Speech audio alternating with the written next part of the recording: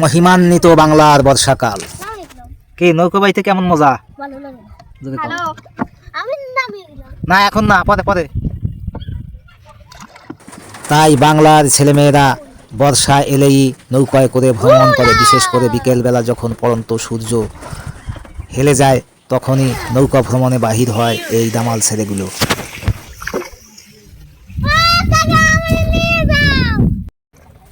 এমনি করে ছোট জলে ঘুরে ঘুরে বেড়ায় বাংলার সব তরুণ তরুণীরা। তখন এদের মজাই আলাদা, মনে হয় যেন তারা অন্য লোকে এসেছে। যারা কৃষক তাদের কি আনন্দ আছে? সারাদিন মাঠে কাজ করা, পাট ধোয়া এই বর্ষার জলে, তারপর সারাদিন কর্মক্লান্ত পরিশ্রম নিয়ে বাড়ি ফেরা, এ যেন তাদের একটা নিত্য নৈমিত্তিক সঙ্গী।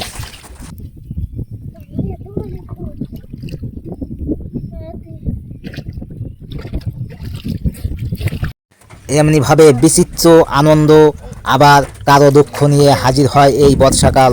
কারো বাড়ি ঘর তলিয়ে যায়, আবার কেউ বা আনন্দে ভ্রমণ করে।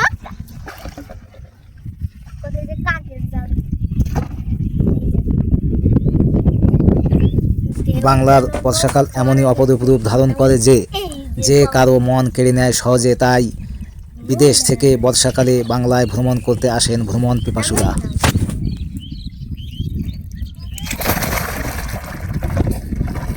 বর্ষার জলে বাংলার মাঠ যখন প্লাবিত হয় তখন মনে হয় দিগন্ত বিস্তৃত সমুদ্র, হওয়ার জলরাশি তখন এই সমুদ্রের মতোই মনে হয়।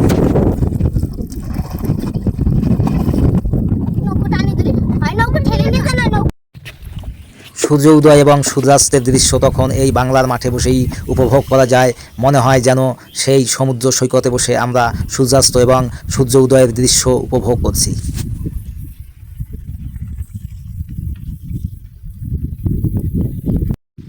সূর্য উদয় এবং সূর্যাস্তের দৃশ্য দেখার জন্য তখন ছেলেমেয়েরা নৌকায় করে বাহির হয় এই সূর্য উদয় এবং সূর্যাস্ত দেখার জন্য। এবং সেই বড়দের কাছে শোনা গল্প, সূর্যাস্ত এবং সূর্য উদয়ের দৃশ্য, সেই সমুদ্রের দৃশ্য তারা এখান থেকেই উপভোগ করে এবং মনের আনন্দে ঘুরে বেড়ায়।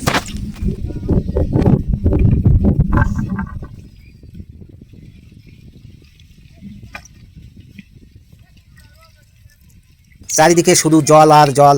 তখন এই বাংলার প্রতিটি বাড়িকে মনে হয় যেন এক একটা দ্বীপ, মনে হয় যেন সমুদ্রের বুকে গাছগাছালি নিয়ে এক একটা দ্বীপ জেগে আছে।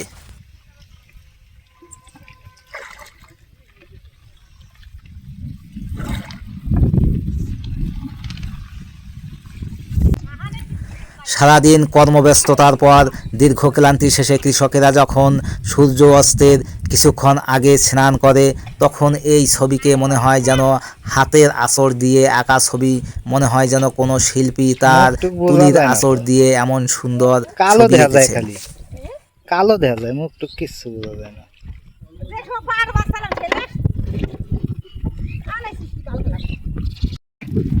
বাংলার পাট ক্ষেত তখন এমন সুন্দরই দেখা যায় এবং এই বর্ষার সময় নৌকা যেন একটা সমুদ্রের মধ্যে আস্তে আস্তে চলছে, সেই রকমই মনে হয়।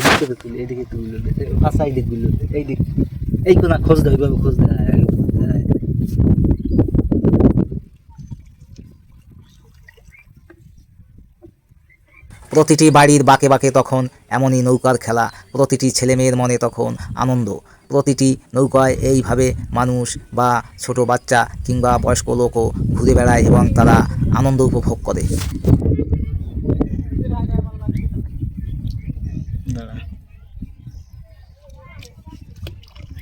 বুঝিস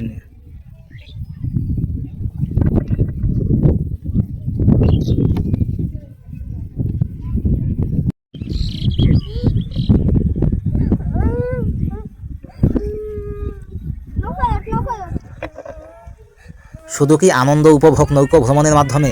তা নয়, এই বর্ষার জলে ছোট ছোট বাচ্চা শিশুরা স্নান করেও অনেক মজা পায়, তারা অনেক মজা করে।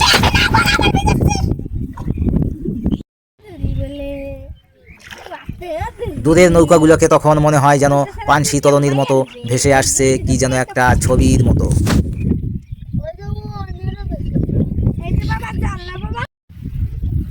এমনই সুন্দর সূর্যাস্তের দৃশ্য যা পৃথিবীর আর কোথাও থেকে দেখা যায় না বর্ষাকালে, একমাত্র এই বাংলার গ্রামগুলোতে বসে দেখা যায় এই সূর্য অস্ত এবং সূর্য উদয়ের দৃশ্য। মনে হয় যেন ছবির মতো কে যেন তুলির আঁচড় দিয়ে এঁকে রেখেছে এই দৃশ্য।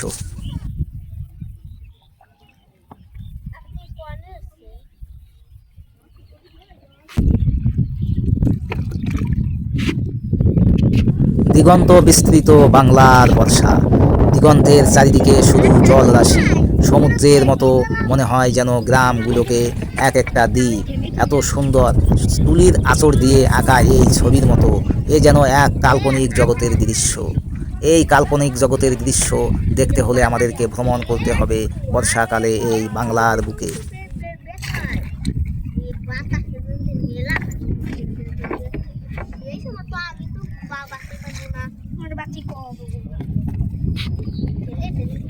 দিগন্ত বিস্তৃত অথই জলরাশি, এই জলরাশির বুক চিরে এক একটা নৌকা চলেছে। মনে হয় যেন পিছনে অনেক জলরাশি ফেলে সামনের দিগন্ত পানে ছুটে চলতে হবে এই নৌকাকে।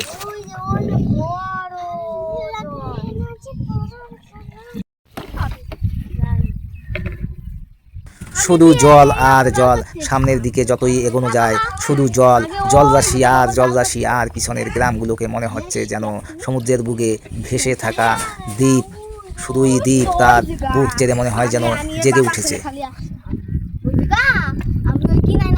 বাবা খালের মধ্যে জাল পাতো কি জানিস আমার একটা চায়না জাল পাতো ছেলে কেবল প্রথম প্রথম চায়না জাল কিনছো চায়না। মাঝে মাঝে ধান ক্ষেত, আমন ধানের ক্ষেত। এক সময় এই অঞ্চলে প্রচুর পরিমাণে আমন ধানের চাষ হতো, কিন্তু ইদানিংকালে এই চাষ প্রায় বিলুপ্তির পথে। তারপরেও মাঝে মাঝে এই আমন ধানের ক্ষেত চোখে পড়ে, এটা একটা কাল্পনিক দৃশ্যের মতো মনে হয়। হয়তোবা এক সময় আস্তে আস্তে এই আমন ধানের ক্ষেত বিলুপ্তির পথে চলে যাবে, এখনও যেটা দুই এক জায়গায় দেখা যায়।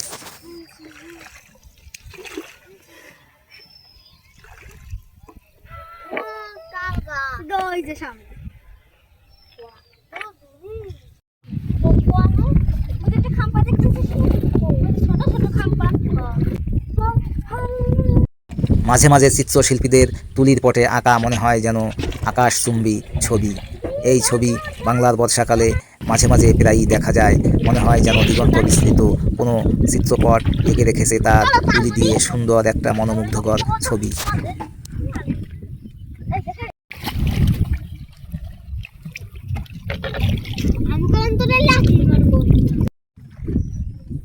এই ধরনের ছবি দেখা যায় প্রতিনিয়তই বাংলার বুকে। প্রতি বছর ঘুরে ঘুরে আবার যখন নতুন করে বর্ষাকাল আসে, তখন পুরানো ছবি আবার নতুন মাত্রায় যোগ করে নতুন প্রাকৃতিক সৌন্দর্য।